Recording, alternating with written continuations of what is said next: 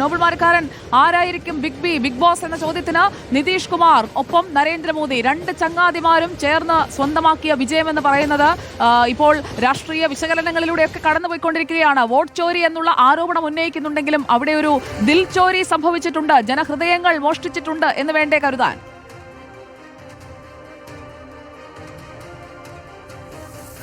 ജനഹൃദയങ്ങൾ കീഴടക്കിയിരിക്കുന്നു NDA എന്ന് വേണം പറയാൻ. അതിന്റെ ആഘോഷത്തിൽ ഇപ്പോൾ BJP ദേശീയ ആസ്ഥാനത്ത് കാണാൻ കഴിയും. ഇവിടെ ലാലു പ്രസാദ് യാദവ് വന്നിട്ടുണ്ടെന്ന് ഞാൻ മനസ്സിലാക്കുന്നത്. ആ ലാലു പ്രസാദ് ഒരു ഡൂപ്പ് എന്താണെങ്കിലും ഇവിടെ ഉണ്ട്, നമുക്ക് ദൃശ്യങ്ങളിൽ കാണാൻ കഴിയും. ലാലു പ്രസാദ് യാദവിന്റെ ഒരു ഡ്യൂപ്ലിക്കേറ്റ് എന്താണെങ്കിലും അവതരിപ്പിച്ചിട്ടുണ്ട്. അയാൾ കയ്യിൽ RJയുടെ മറ്റേ ചിഹ്നമൊക്കെ ആയിട്ടാണ് നിൽക്കുന്നത്. റാന്തൽ വിളക്കൊക്കെ ഉണ്ട്, റാന്തൽ വിളക്കൊക്കെ ഉണ്ട്. എന്താണെങ്കിലും ലാലു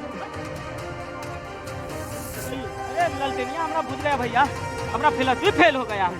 हाँ बोले ये बार घर घर नौकरी लिखी नीतीश कुमार का ये विकास का थी, हमरा ललटेनिया का खेद कर दिया। हे मोदी जी गए बिहार, भाइयों बहनों, जब हर हाथ में फ्लैश है तो लालटेन की जरूरत है क्या? नहीं है क्या?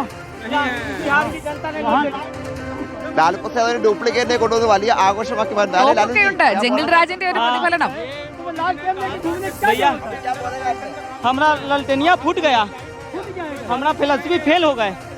हम बोले ये बार जंगल राज लाएंगे, बिहार में कट्टा दुपट्टा जंगल राज, लेकिन ये तिरवा और NDA सब हमारा ललटेनिया का भैया छेद कर दिया। റാന്തലിലൊക്കെ പൊട്ടിപ്പോയെന്നാണ് ലാലു പ്രസാദ് യാദവ് പറയുന്നത്. വലിയ ആഘോഷമാണ് ഇത്തരത്തിൽ BJP ആസ്ഥാനത്ത് ഇപ്പോൾ തുടങ്ങിക്കൊണ്ടിരിക്കുന്നത്. ഇതൊരു പൂർണ്ണമായും വലിയ ആഘോഷത്തിലേക്ക് എത്താൻ 6 മണി വരെ നമ്മൾ കാത്തിരിക്കണം. ഇപ്പോൾ BJP ആസ്ഥാനത്ത് അധികം പ്രവർത്തകർ എത്തി തുടങ്ങിയിട്ടില്ല, വളരെയധികം പ്രവർത്തകർ ഇങ്ങോട്ട് എത്തും. കാരണം 7 മണി കഴിയുമ്പോഴേക്കും പ്രധാനമന്ത്രി നരേന്ദ്രമോദി BJP ആസ്ഥാനത്തേക്ക് എത്തുകയാണ്. അപ്പോഴേക്കും നമ്മൾ നിൽക്കുന്ന ഈ പ്രദേശമൊക്കെ പൂർണ്ണമായും BJP പ്രവർത്തകരെ കൊണ്ട് നിറയുകയും ചെയ്യും. എന്താണെങ്കിലും വലിയ ആഘോഷത്തിലായിരിക്കും ഇപ്പോൾ ആവേശം തുടരുകയാണ്. 6 മണിക്കാണ് പ്രധാനമന്ത്രി അഭിസംബോധന ചെയ്യുക.